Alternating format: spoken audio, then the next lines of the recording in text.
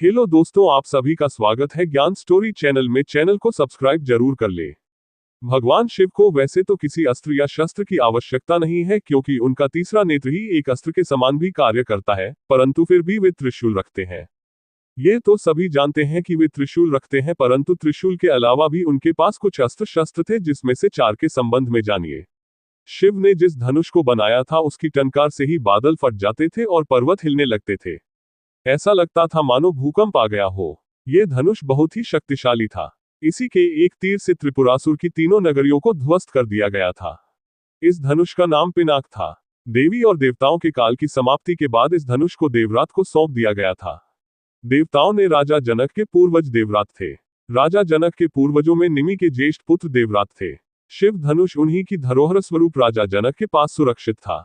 इस धनुष को भगवान शंकर ने स्वयं अपने हाथों से बनाया था। उनके इस विशालकाय धनुष को कोई भी उठाने की क्षमता नहीं रखता था, लेकिन भगवान राम ने इसे उठाकर इसकी प्रत्यंचा चढ़ाई और इसे एक झटके में तोड़ दिया। शिवजी के पास एक और धनुष था। वह धनुष कंस ने मथुरा के राजगुरु से हथिया लिया था। वह धनुष कई पीढ़ियों से मथुरा के राजकुल के पास था। ये धनुष महादेव जी ने नंदी को, नंदी ने परशुराम को और परशुराम ने कंस के पूर्वजों को दिया था। ऐसे 2 ही धनुष थे। एक त्रेता में श्रीराम के द्वारा तोड़ा गया था और दूसरा धनुष राजकुल के पास था, जिससे त्रिपुरासुर का वध किया गया था। इस धनुष को श्री कृष्ण ने कंस की रंगशाला में प्रवेश करके तोड़ दिया था और तभी उन्होंने कंस का वध भी कर दिया था। चक्र को छोटा लेकिन सबसे अचूक अस्त्र माना जाता था। सभी देवी देवताओं के पास अपने अपने अलग अलग चक्र होते थे। उन सभी के अलग अलग नाम थे। शंकर जी के चक्र का नाम भवरेदु, विष्णु जी के चक्र का नाम कांता चक्र और देवी का चक्र मृत्यु मंजरी के नाम से जाना जाता था। सुदर्शन चक्र का नाम भगवान कृष्ण के नाम के साथ अभिन्न रूप से जुड़ा हुआ है। ये बहुत कम ही लोग जानते हैं कि सुदर्शन चक्र का निर्माण भगवान शंकर ने किया था।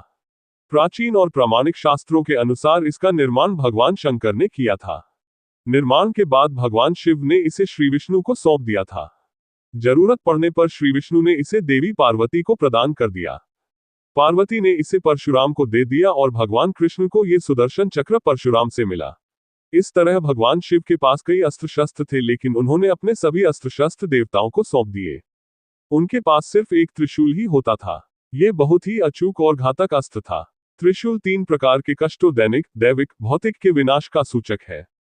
इसमें 3 तरह की शक्तियां हैं, सत, रज और तम, प्रोटॉन, न्यूट्रॉन और इलेक्ट्रॉन। इसके अलावा पाशुपतास्त्र और फरसा भी शिव का अस्त्र है।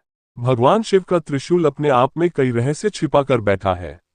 इस त्रिशूल से पूरे संसार की गतिविधियों पर असर पड़ सकता है। वैसे तो हिंदू मान्यता के अनुसार कई देवी देवता त्रिशूल धारण करते हैं, लेकिन जब इसे भगवान शिव धारण करते हैं तब इसका महत्व अलग होता है। ऐसा कहा जाता है कि जब भगवान शिव पहली बार इस धरती पर प्रकट हुए तब उनके साथ रज, तम और सत गुण का भी जन्म हुआ। महादेव का त्रिशूल प्रकृति के 3 प्रारूप आविष्कार, रखरखाव और तबाही को भी दर्शाता है। तीनों काल, भूत, वर्तमान और भविष्य भी इस त्रिशूल के अंदर समाते हैं। सिर्फ यही नहीं, त्रिमूर्ति, ब्रह्मा, विष्णु और महेश का भी रूप त्रिशूल में देखा जा सकता है।